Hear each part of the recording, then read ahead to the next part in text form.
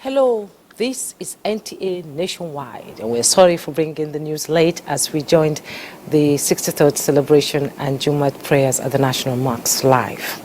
Now, in keeping to the promise of job creation, President Tinubu has unveiled the FGN Alert Digital Skill Innovation Program for micro, small and medium enterprises. Vice President Kashim Shettima at the event said the initiative is expected to impact 2 million youth and 1 million micro, small and medium enterprises. State House correspondent Abdulrahman Jibrila reports. The Digital and Skill Innovation Hub is designed to act as a centralized platform for providing cutting-edge digital skills, mentorship and networking opportunities to Nigeria's young entrepreneurs. The initiative, a partnership between the federal government and a commercial bank, is expected to establish digital and skill innovation hubs across states to empower the main targets and other relevant skills. We are committed to leaving no one behind on this journey towards digital enlightenment. Nigeria, with its expanding MSME sector of close to 40 million, has the potential to lead business innovation beyond Africa. The Skill Innovation Program, therefore, aims to unlock this immense potential. The initiative is designed to provide the necessary tools and skills for our MSMEs to thrive and compete on the global stage. And this for allowing this wonderful program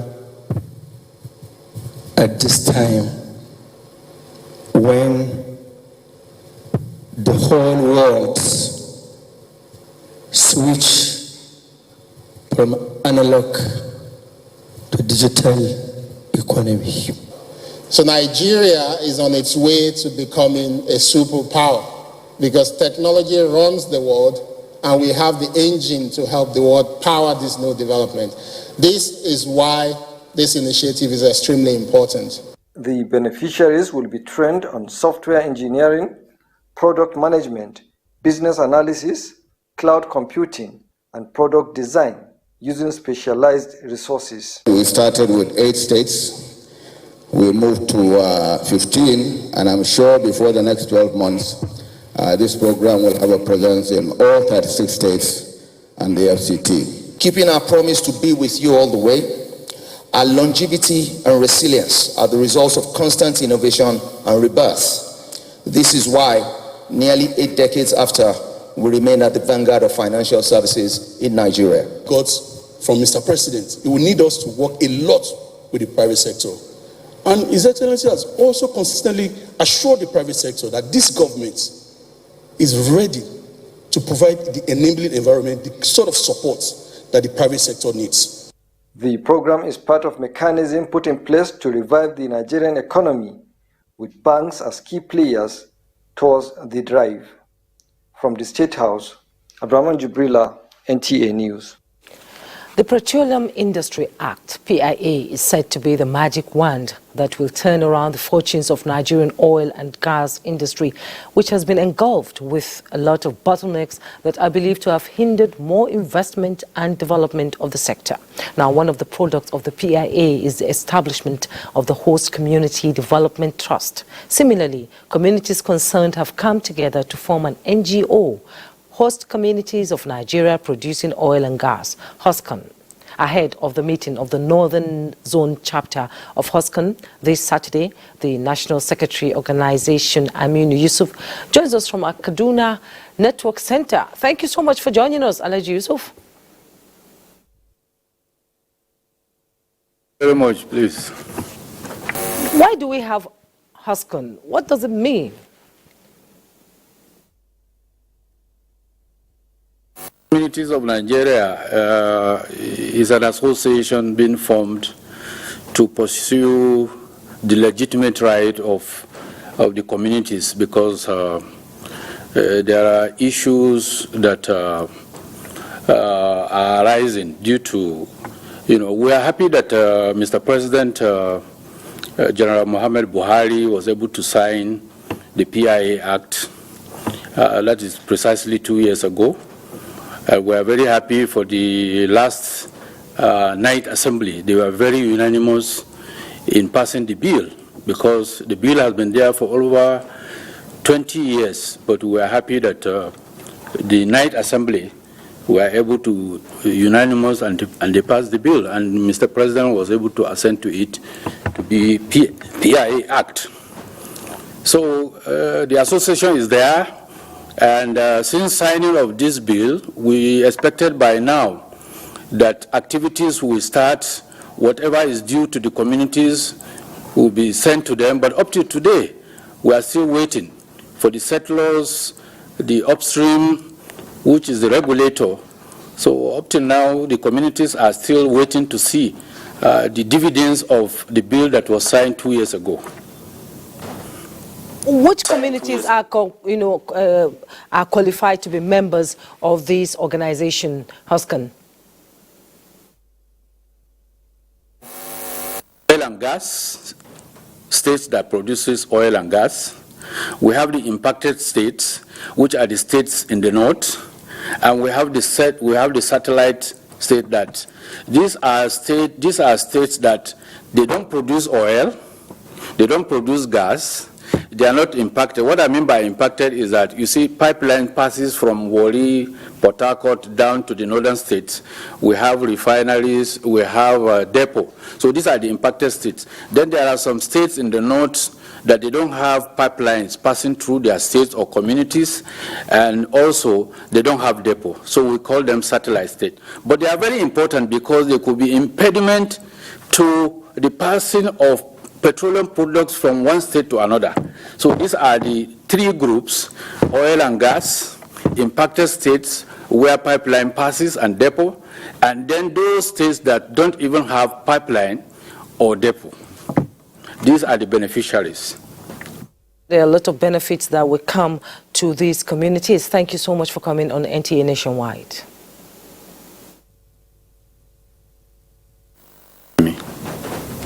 The Governorship Election Petition Tribunal sitting at the Federal High Court, Asaba, Delta State, has dismissed the petition brought before it by the governorship candidate of the All Progressives Congress, Ove Omo Agege, challenging the victory of the candidate of the People's Democratic Party, Sheriff Obore Wuri, in the 2023 governorship election. Susan Isu is live at the tribunal now. Can you shed more light on the developments? All right, Jumai Yusuf, it's good to have you here. It's been a long day here at the court premises, the Federal High Court here in Asaba, Delta State, where the Delta State Governorship Election Petitions Tribunal is sitting. The court, of course, has upheld the victory of Sheriff Oberoweri as a duly elected governor of Delta State at the 2023 governorship election, which was held on March 18, 2023. The tribunal dismissed the petitions of the APC and its candidate, the former Deputy Senate President, Senator Ovie Omo Agege. The senator and his party had approached the court to nullify the election of Governor Sheriff Oberoweri. He alleged that he was not duly elected and that the election was not conducted in line with electoral laws. On this, and so this allegation by the APC candidate has been dismissed and the election of Governor Sheriff Oberoweri upheld. On the second case brought before the tribunal by the Social Democratic Party and its candidates Kenneth Gbagi, as approached the court, challenging the eligibility of the governor and his deputy, Monday Onyeme. The court, the three-man panel led by Justice Ahuchiogu said that the Social Democratic candidate allegation lacks merit, and so it was dismissed in its entirety. Right now, as we speak, we are still at the court premises as the third judgment is ongoing right now. The third judgment is ongoing right now, and what is the mood at the court area now? That's what is going on right now. The third judgment is right. The third judgment is ongoing. Okay, the third judgment ongoing, so we'll get the judgment before the day ends. Thank you so much, Susan Isu, for your contribution. Thank you so much, Jumai. Thank you. And we're joining Ibrahim Sani, standing by to highlight commitments from the state government in Jigawa towards ensuring a safe and more productive environment.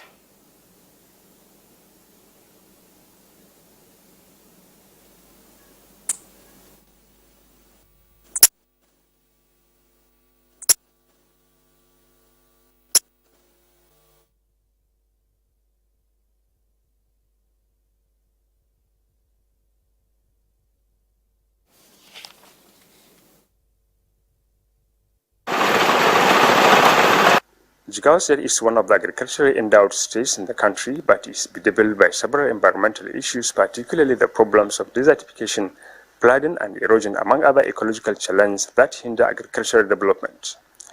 Records show the problem cut across several local governments, especially Ringim, Gumel, Dutse, Megatari, Babura, Krika, Sama, Gagarawa, and Borneo, among other local governments threatened by desertification in the state.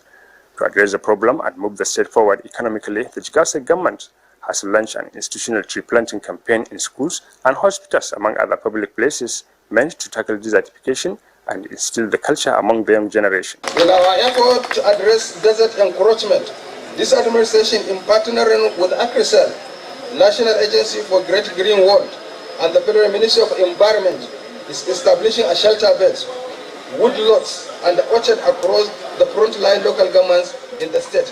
When you look under the environmental protection policy, there is one key commitment that he wants to ensure that at least one student plant and take care of one tree. In a related development, the state government has also launched the distribution of working tools to community-based organizations to complement government efforts in the clearance supporter channels covered by aquatic weeds, particularly in 13 local government areas bedeviled by the challenges of typer grass and other aquatic weeds. The idea is to prevent flooding and promote fishing, among other agricultural activities in the riverine communities in Jigawa State. From Dutse, Ibrahim Sani, NTA News. Now, Ibrahim Sani is standing by to tell us more about what the government is doing towards ensuring a safe and more productive environment. Ibrahim. Hello, good evening. Jigawa State is among the frontline states bedeviled by the challenge of environmental challenges, particularly the problem of desertification, erosion, and flooding, among other issues. This challenge has cut across all the geopolitical zones in the state, particularly the issue of erosion and desertification in Ringim, Kazauri, Roni, Enkwashi, Babura, among other states in the northwestern geopolitical axis of the state. Apart from this problem, in the northeastern part of the state, the problem of flooding is among the challenges bedeviled in those areas. These problems definitely affect agricultural development, among other issues of economic progress. Understanding this problem, the Jigawa State government is coming up with initiatives to tackle these problems and ensure that areas that are undertaken by desertification and areas that are eroded by erosion are brought back to normal. One of these initiatives taken by Jigawa State government is the establishment of shelter belts in addition to institutional tree planting in schools. For example, recently the Jigawa State government launched a tree planting in secondary schools and hospitals, purposely to reclaim those areas undertaken by erosion. In addition to this, the Jigawa State government has also launched a distribution of working tools to community-based organizations to complement the state government effort in the clearance of waterways overtaken by aquatic weeds, particularly typer grass along the riverine communities. With us is the Commissioner of Environment, Dr. Noor Ibrahim. She will shed more light on part of these modalities undertaken by Jigawa State government to bring back those areas to normalcy. Dr. Noor Ibrahim, can you tell us on why Jigawa State government is redirecting attention? Let me begin by looking at the angle of the climate change, because we are right to say that climate change at present is by far the most greatest challenge to humanity. Because when you look at what climate change brings about, scientific data has shown that the earth is warming and the climate is changing, with devastating consequences on the environment. For example, as you rightly pointed out, flooding is there, desertification is there, drought is there, loss of fresh water is there, there is water, air pollution is also there, and there is loss of livelihood. Livelihood were destroyed, and a lot of millions of people in Nigeria, in Jigawa, were displaced by this flood that we experienced in 2022. And when you look at the data, the loss that Nigeria suffered in 2022 flood alone is about $7 billion. We are talking about 1.6% of Nigerian GDP 2021. So it's a great loss. So that's why His Excellency came up with a deliberate plan to make sure that he look at the climate change as it affects Jigawa holistically. And that's why when you look at the issues of the desertification, we come up with the institutional tree planting. That is 1 student, 1 tree each, because we are looking at desert encroachment and the impact of deforestation. So we want to ensure that and inculcate the habit of planting and nurturing a tree in students at first. They are the leaders of tomorrow. And also we are coming up with a lot of tree planting campaigns, and next year we are planning to plant more than about 3 million seedlings across the state. We are coming up with the shelter belt. We are coming up with a lot of issues. And when you look at the issues that will address climate change, like when you look at mitigation effort and you look at adaptation, agriculture, forestry, and other land use, that's AFOLU, contributes to about 25% of all the emissions that we have in Nigeria. And so that's why it's very important to look at agroforestry, we look at forest management, and we also look at forest protection. Thank you. So, thank you very much. Here we come to the end of our contribution. Lagos will continue with the news for now. Thank you very much.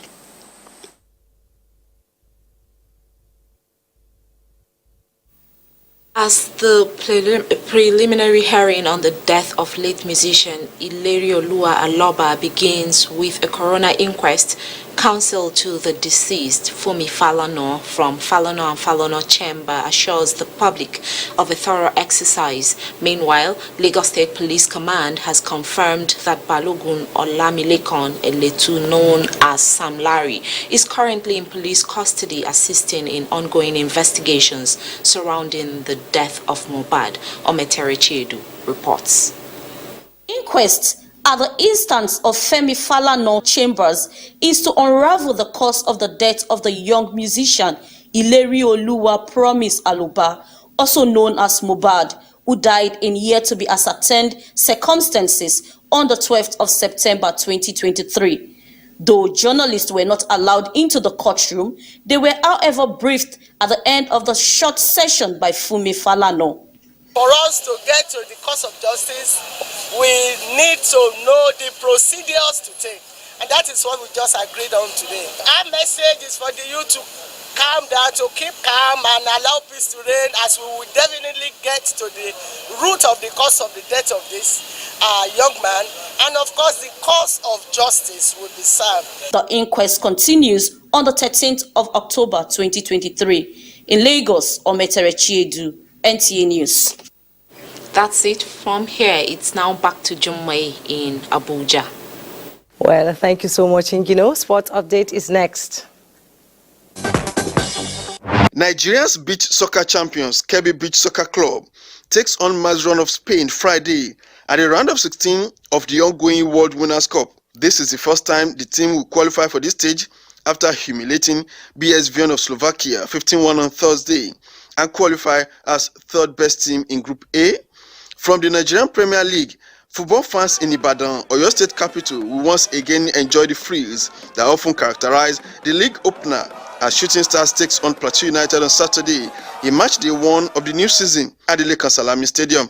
From the ongoing National Youth Games in Asaba Delta State, host Team Delta tops the medals table as at day 6 of the event with a total of 69 medals, while Team Lagos is second with a total of 42 medals. Meanwhile, Team Rivers continues its impressive runs in athletics after clinching gold and silver in the 400 meters boys final. Meanwhile, the acting general manager of Oyo State Sports Council, Tunde Ajibike, is optimistic that Team Oyo will win more medals after the team was ranked third best in chess girls medals table. With sports update, Olumide Guntola, NTA News. And that's NTA Nationwide. Thanks so much for watching. I am Jummai Yusuf.